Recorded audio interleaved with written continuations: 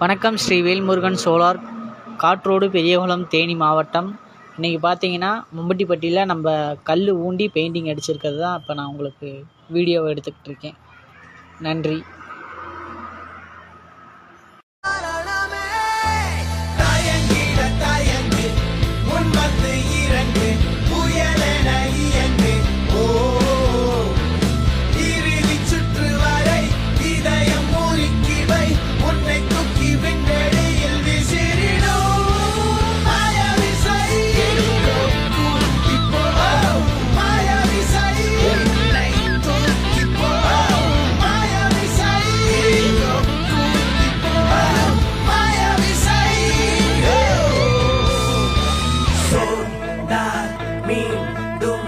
சுழன்றிட துணை வரும் மாயவிசை.